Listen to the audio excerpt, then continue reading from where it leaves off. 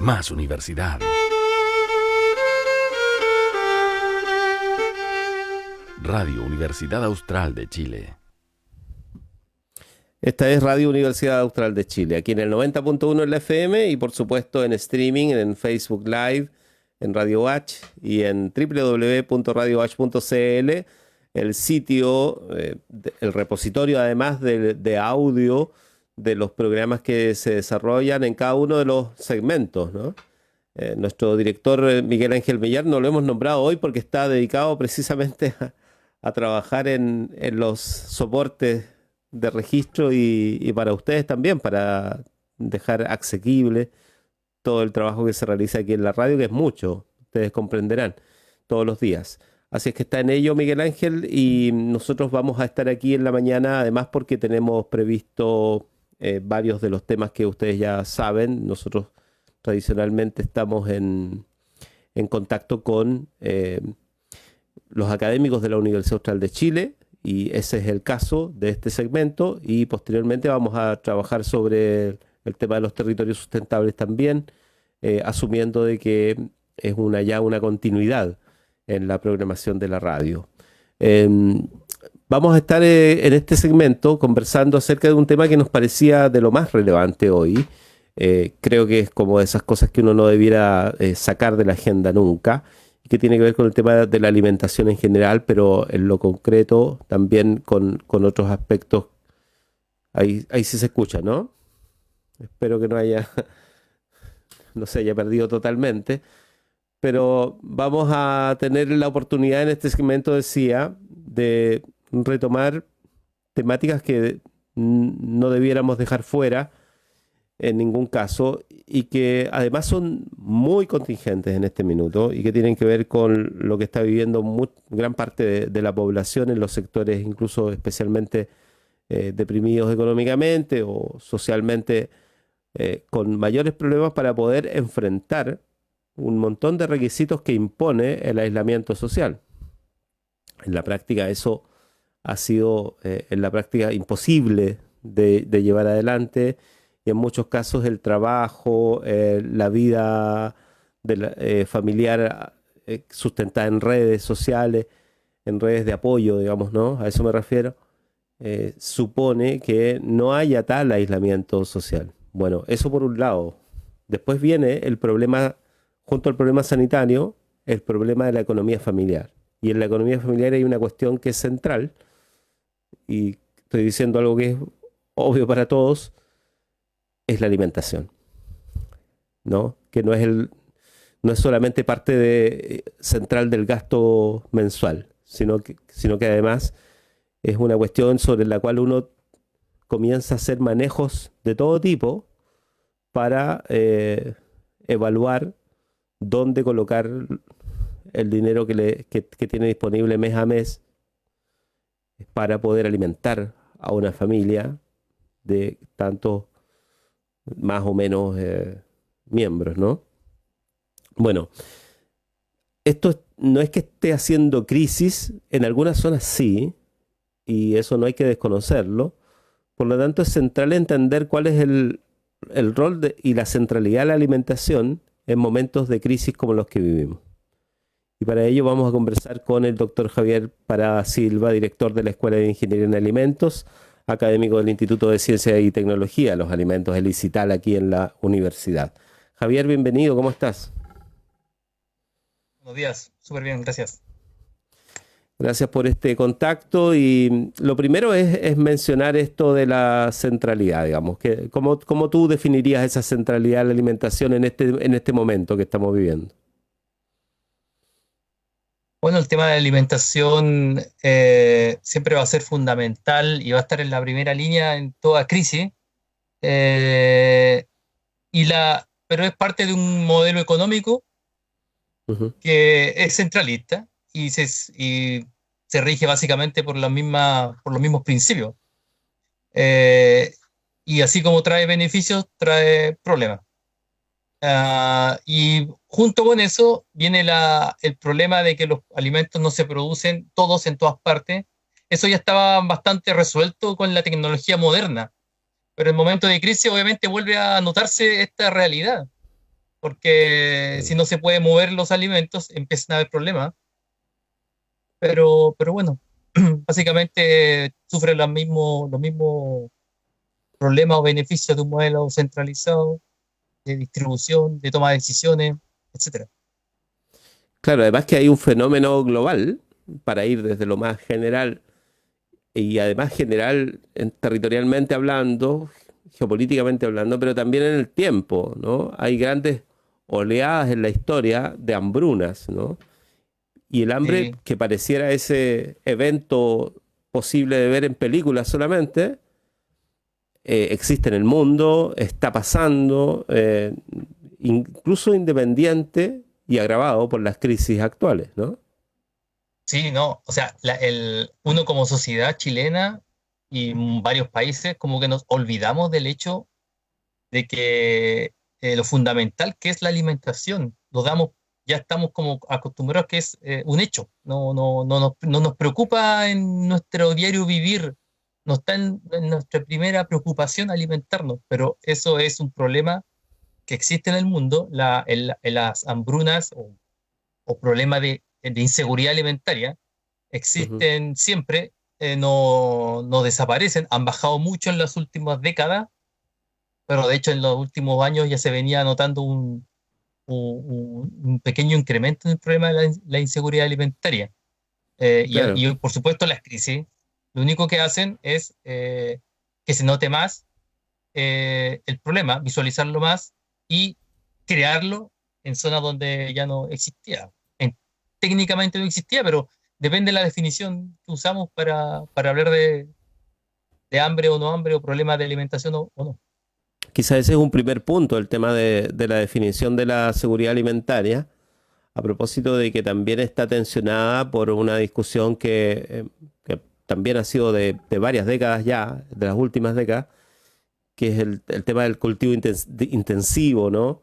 De cómo se trastocan un poco los territorios con la introducción de determinados mercados que demandan un solo tipo de producto, ¿no? Y dado el comercio internacional, transforma regiones enteras, provincias enteras, y ahí hay toda una discusión. Sí. Es un gran tema. La economía global nos lleva a eso, que producimos para un comprador X que no somos necesariamente nosotros mismos. Y en Chile, de nuevo, no notamos tanto este problema. La gente que está metida en el tema sí lo nota, vive esto, pero no veo yo que nos veamos tan afectados. Hay otros países que sí se ven muy afectados, como en Brasil, en las zonas que se han Claro. deforestado en el Amazonas para producir soya u otros monocultivos, para producir carne en Estados Unidos, no sé, o en otro país, y eso se vende en China. Entonces, al final, las comunidades se ven cero beneficiadas con la producción. Pero eso tiene beneficios también. Chile, por ejemplo, está vendiendo mucha carne a China, parte del negocio, o sea, todo se vende a China en realidad, y nos vemos beneficiados. Es el modelo económico, Ujú. porque los alimentos pasaron a ser un bien, quizás siempre lo fueron, y se rigen por los modelos que rentan más fácilmente a corto plazo y los capitales y todo el modelo funciona así. Yo no soy de la idea de criticarlo tanto, pero sí hay que notar los problemas y beneficios que trae. Y en las crisis, por Claro. supuesto, todos los problemas se magnifican y los beneficios no se notan en realidad. Claro, y entremos a ello, porque sí, efectivamente ahí hay todo un área que a ver si nos convocamos en algún momento y hacemos esa conversación un poco más global, porque es bien interesante. Y se conectan muchas de las cosas que nosotros hemos ido siguiendo, desde la cuestión internacional, de hecho teníamos el panel recién, hace un ratito, hasta lo que puede ser la dimensión de los territorios sustentables, como lo hemos discutido aquí con la gente pro Chile, con los analistas, con incluso los productores. Pero vamos un poco a la situación cotidiana. Yo le mencionaba incluso a Paola Segovia, nuestra colega de la Facultad de Ciencias Agrarias, que nos apoya en la producción de estas conversaciones, que a mí me preocupaba conocer la visión que tiene en este caso un académico como Javier Pará, que además es director de la Escuela de Ingeniería en Alimentos, que por lo tanto tiene una visión incluso desde el punto de vista de la formación de los profesionales que van a estar resolviendo este tipo de desafíos que están en la sociedad. Eh, que es la cuestión de cómo nosotros, ante una situación crítica social, la reacción de la población es inmediata, digamos, ¿no? Se construyen redes donde no las hay o se reactivan todas aquellas que existieron. La olla común es eso, digamos. La olla común es una forma de relación, es una forma de sociabilidad y es una forma económica propia que se activa. Parece que la tuviésemos eh, incrustada, ¿no? En nuestro código. Y somos capaces de, incluso sin participar de necesariamente una olla común, ser solidarios con una olla común. Y por lo tanto ahí resulta central saber qué piensan los especialistas respecto de este tipo de fenómenos, que son fenómenos que tienen que ver directamente con la necesidad de la alimentación. Y por lo tanto abre otros problemas, supongo, ¿no? Bueno, la iniciativas como las ollas comunes o los bancos de alimentos son cosas que, bueno, está bien que existan, por supuesto, son para paliar puntos, o sea, situaciones puntuales, rápido y de manera acompañar a la gente también. Eh, pero no lo, hay que tener claro que es eso. Aquí la solución que debiese primar es que exista todo un canal formal y, y accesible para no caer en problemas serios de inseguridad alimentaria, que es que la gente no tenga alimentos suficientes para llevar una vida normal y saludable. Eh, pero obvio que las ollas comunes y esas iniciativas están, de hecho, considero que está súper bien que existan, Ujú. pero hay que tener cuidado porque no podemos basar nuestra solución de problema a esas iniciativas, porque no, son puntuales, son a base de cosas que no son, que el Estado o las organizaciones o la sociedad debe hacerse cargo de una manera más permanente. Y, Pero pens- dicho y- eso, está bien, o sea, la iniciativa que hemos visto de bancos de alimentos, por ejemplo, que estaba cada vez se organizan más, en Europa eso existe, en Estados Unidos existe, pero son permanentes, ¿eh? No nacen ahora, pero claro, la crisis nos lleva a hacer lo que se pueda en realidad. Hay sectores súper golpeados por la crisis, no se da cuenta. sí, en Latinoamérica, claro, tiene esa forma, ¿no? La forma del comedor comunitario, ¿no? De cómo la solidaridad supone la donación de alimentos. Por lo tanto, obviamente no hay una planificación en qué es lo que se dona, ¿no? Y en la práctica uno puede, ¿qué sería mejor hacer, digamos? Pensando en prestar apoyo a esas iniciativas para mejorar incluso su posibilidad de acceder a equilibrar los alimentos, por ejemplo, el tipo de alimentos que reciben, ¿no? Dar Mm. señales para Eh, la población que quiera hacer una donación sobre qué hacer, ¿no? Cómo donar, qué donar, ¿no?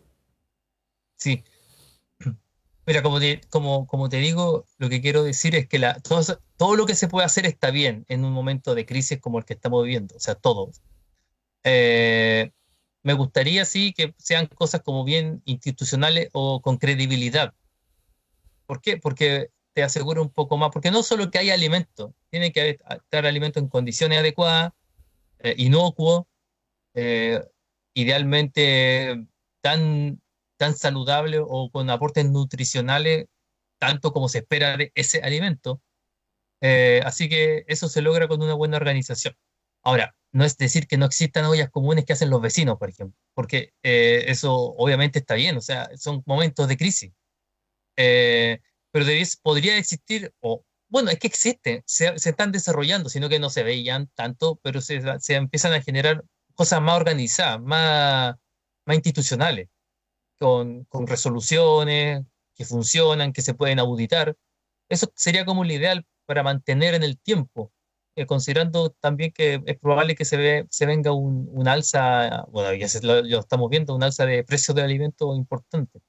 De hecho, Eh, pero lo ideal siempre en temas de alimentos es que sea de una manera regulada, auditable, eh, porque los alimentos tienen cierto rasgo de peligro o de riesgo al consumirlo.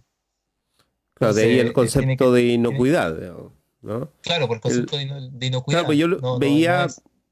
veía esto de la iniciativa de la Universidad de Chile, que es bien interesante a través del INTA, o sea, tienen un- un- una gran ventaja ahí. El INTA es, no sé, está en las bases quizá de muchos de los logros chilenos en el ámbito de la alimentación. Y lo que ellos están haciendo es generar una especie de, una campaña, de hecho, pero es una especie de manual mínimo de elementos que pueden ser útiles para las ollas comunes, pero básicamente para promover la inocuidad precisamente de los alimentos. ¿Cómo podríamos definir eso y a qué nos referimos? Ya. Punto uno, por ejemplo, esa iniciativa también la lleva una institución con un respaldo técnica, entonces eso está bien, a eso me refiero, que ese tipo de iniciativas están súper bien. Ojalá podríamos tener apoyo transversal, aunque es difícil, los profesionales no, sus horas también son limitadas.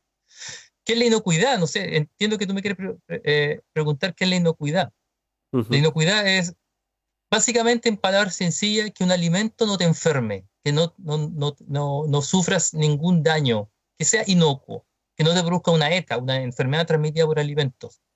La inocuidad puede ser, la inocuidad puede generarse, los problemas pueden generarse por contaminación microbiológica, lo más común, que se desarrollan microorganismos patógenos, pero también puede haber contaminación física, pedazos de metales, uno se puede enfermar por consumirlo. Eh,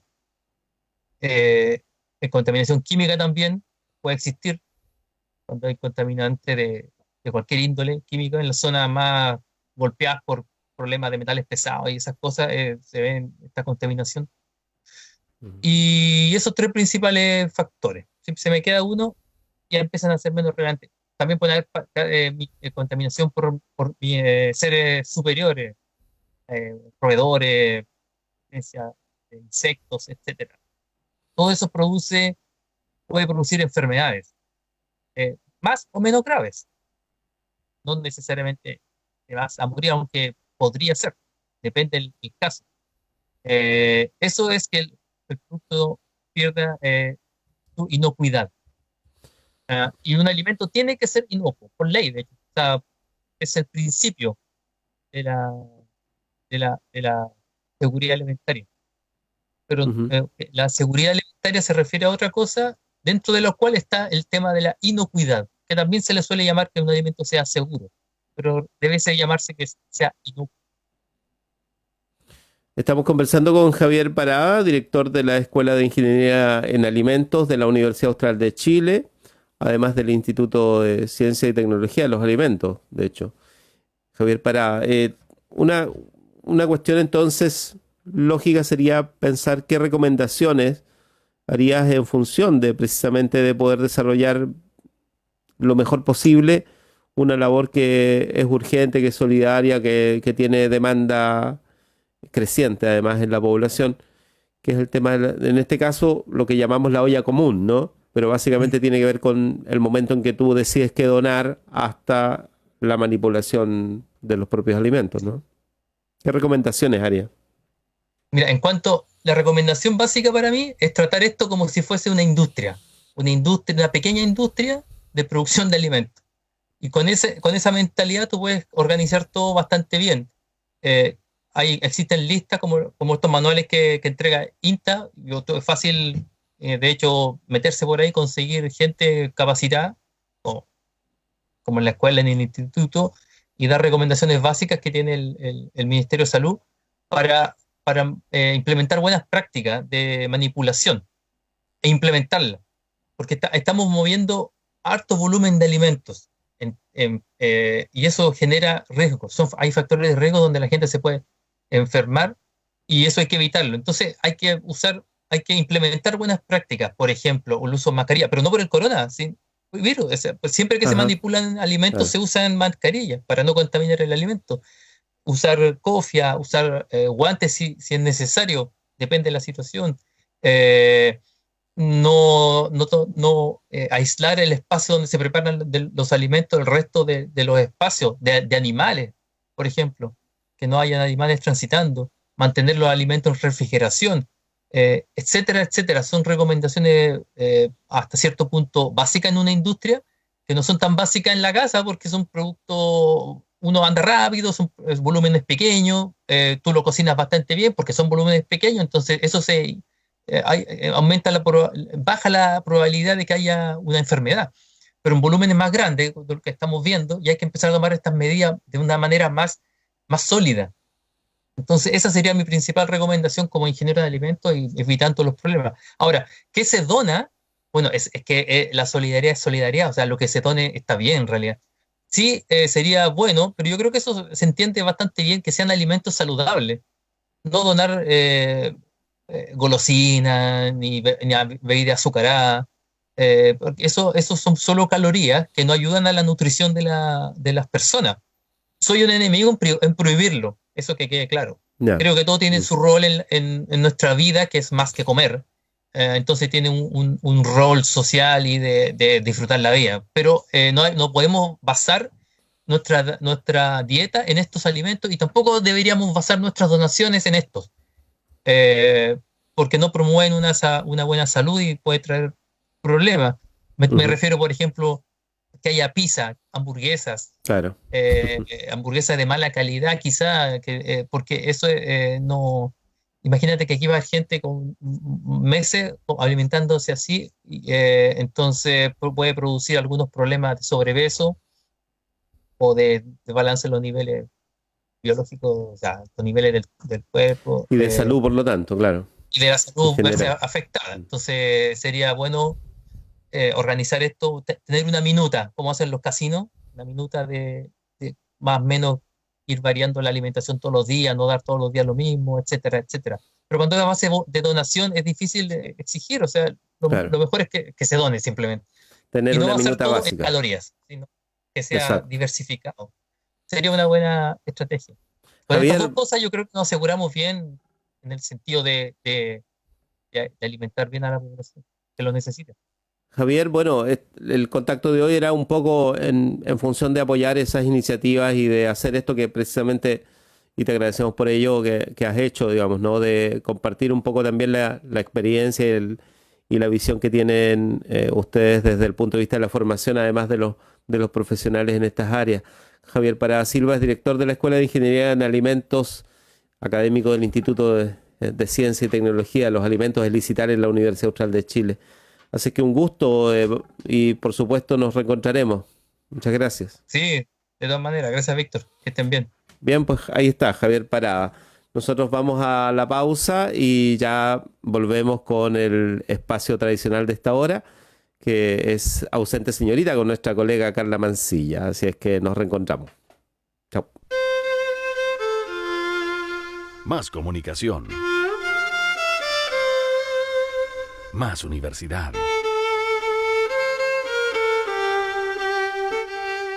Radio Universidad Austral de Chile. La Universidad Austral de Chile realiza una permanente vinculación con el medio regional, nacional e internacional, cumpliendo la misión de aportar al desarrollo de los territorios en los que está inserta, en Valdivia, Osorno, Puerto Montt y